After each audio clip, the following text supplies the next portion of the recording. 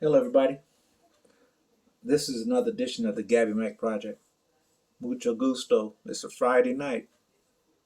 Okay, as I do in all my videos, I want to say a special salute to my fellow veterans, my fellow policemen and women, and active duty service members. Salute. Because of you, we are free and safe every day. Now, if you've listened to any of my content, you know that I don't talk about athletes, entertainments, influencers, etc. Quite frankly, none of those people have any relation to how the average black man or woman lives their daily lives. It's entertainment, and it's a diversion from the real issues that confront our communities across the United States. So tonight, let's talk about what's happened to the black man's image over the last 50 to 60 years. That's 3 generations, especially when you consider generations are cut into 20 to 30 year spans. So that's from the 1950s up to 2022. But first, story time. I have some fond memories of growing into manhood. So let me share some of my thoughts and what I remember. You see, when I was growing up, men taught me how to tie my shoes. Black men taught me how to bait a hook properly to fish. They taught me how to ride a bicycle. They taught me how to put my fingers on a baseball to throw a curveball. And men taught me how to drive. And I like to hunt, and I get that from them most likely. But when I was younger, they taught me how to shoot a shotgun. And it still hurts to think about that first time. I had to get that in. Now, when I got a bit older, there was a man who taught me that you never shake hands with another man while sitting down. It's disrespectful. And when I started to date, my grandfather taught me how to tie a tie. And he said, Gabby, always carry 2 handkerchiefs. One in your back pocket for you, and the other one in your jacket's breast pocket for the woman. And finally, it was men who told me to always respect my elders. And I have to admit, I carry those words with me up to this day. Now, some of you probably saying, Gabby, where are you going with this? Well, I'm looking at it from a historical standpoint. Because you see, cultures around the world have always had some inherent way of guiding their young boys into manhood. Otherwise, they believe that the young men or young boys would just drift along life indefinitely with no purpose. And it's been this way for thousands of years.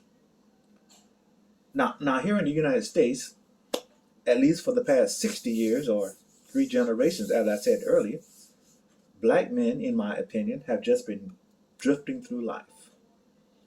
And I attribute that to the fact that they have not undergone the rites of passage.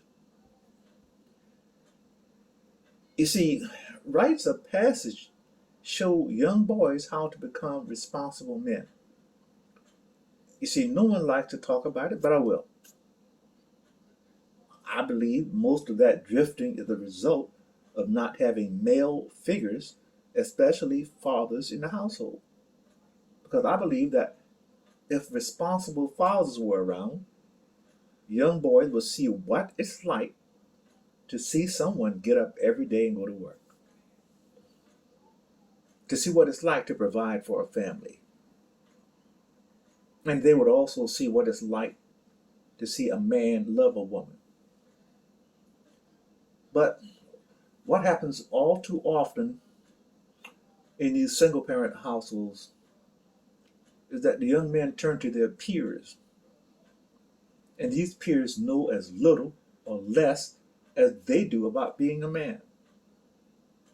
So what happens? they try to show their masculinity through their sexual prowess. And that means by conquering females and unfortunately producing babies. Or worse, they end up in jail or prison. The stats say that 1 out of every 3 black males will end up in jail or prison. That is dysfunctional. Now, we all know that the fundamental problem for boys raised in America is that 70% of black families are run by a single parent. And that single parent is normally a woman. So, that puts them in an even worse situation because being black, you're pretty much always at the bottom anyhow. So it makes it very difficult to climb out of that situation.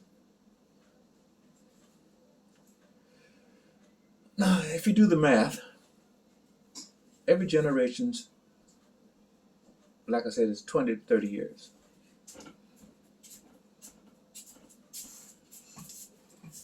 This is what I would do if I were king. Why not reestablish what worked before in the black community and what has worked for thousands of other years in other traditional cultures around the world?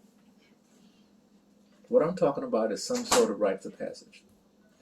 For the life of me, I can't understand why our community, the black community, got away from having rites of passage. Now, if I were a benevolent dictator, I would take every boy at the age of 13 away from single female-led homes and put them in some sort of manhood academy until they turned 16 years old.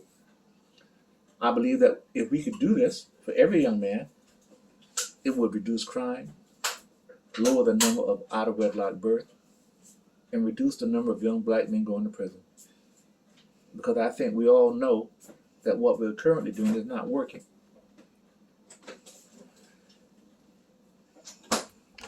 That's Gabby Max, 25 cents.